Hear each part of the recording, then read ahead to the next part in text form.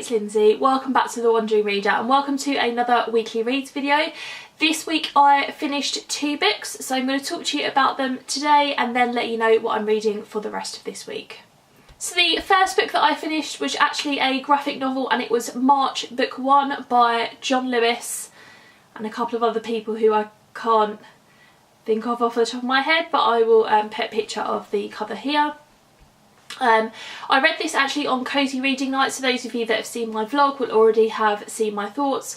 Basically, this is a non-fiction memoir graphic novel. It's the first in a trilogy all about Congressman John Lewis's life, how he grew up, how he got involved in the civil rights movement, how he got involved in politics and law and all of those kinds of things.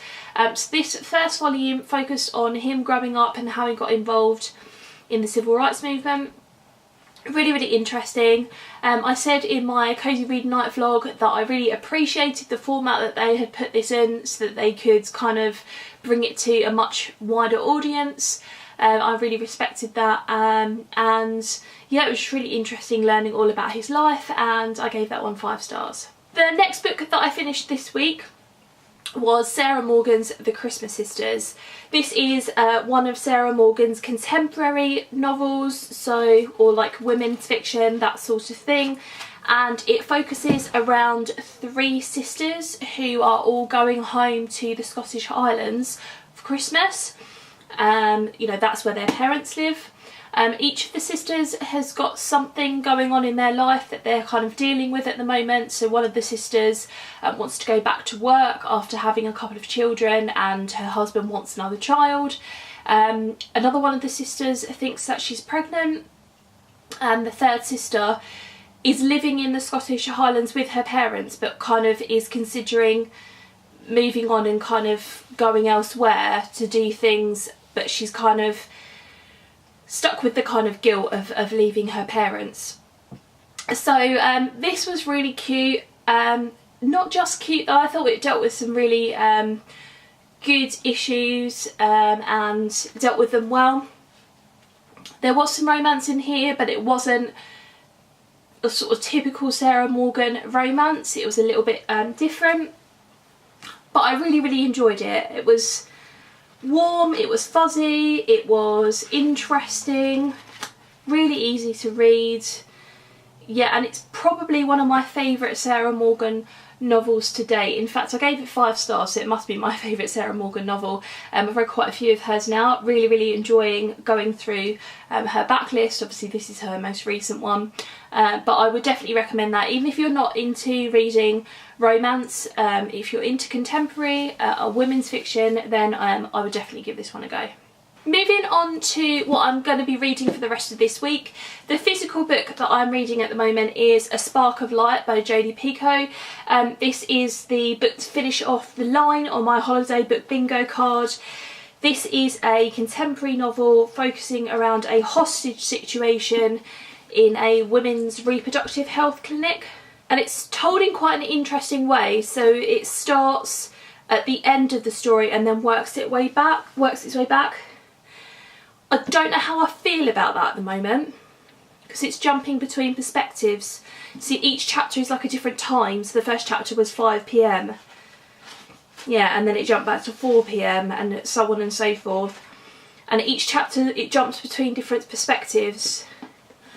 And I'm not sure how well I know the characters yet, because we're jumping between perspectives and it's all pretty chaotic, but maybe that's the vibe that she's kind of going for because of the hostage situation. I don't really know at the moment. I haven't read a Jodi Picoult book in years, so I'm really looking forward to seeing what I think of it. It's going to be really easy reading. I've read the first 48 pages of this so far, so I'm looking forward to continuing on with that. I'm still listening to the audiobook of Little Deaths by Emma Flint. I've got about 2.5 hours left on that. I did want to finish it this week, but yeah, just didn't get around to it. There's been lots going on and I've been watching lots of YouTube videos rather than listening to my audiobook. But I'm hoping to, well, I need to finish that this week. And we're actually going on a New Year's Eve cruise. So we're going for a few days over the new, like just before New Year and just after, obviously. So, and they do have Wi-Fi on board the ship, but you have to pay daily, and it's something like £10 a day. It's a ridiculous amount of money. So hence we won't be using the Wi-Fi while we're away. So I figured I would need lots of audiobooks and lots of physical books to take with me. So I'm going to take the Jodi Picoult book if I haven't finished that. I've got a Michelle Obama one I'm going to take with me, and then I've got downloaded on my phone the audiobook for The Secret Barrister, which I think is sort of in the vein of the books that have been about doctors and nurses, and there was one called The Secret Footballer, which I don't know whether that's an apt comparison, but just kind of like the insides of the job, like that kind of idea. It's a non-fiction book that I've been really wanting to read for a little while, so I've got that downloaded on my phone. I'll probably download a couple of other audiobooks before I go, just to make sure that I've got a bit of a choice, and also that I've got things that I can fall back on. Because I like doing my crochet or my knitting, and I mostly do that while I'm watching YouTube videos, and of course I can't do that while I'm away, so I'll do it while I'm listening to audiobooks. So yeah, I think they're the only things that I've got to talk to you about. Yeah, I'm pretty sure those are the things that I'm kind of currently working my way through, and you know, planning on getting a bit further in this week. So there you go, guys. As always, leave me any comments or questions down below. Thanks very much for watching, and I'll see you in my next video. Bye.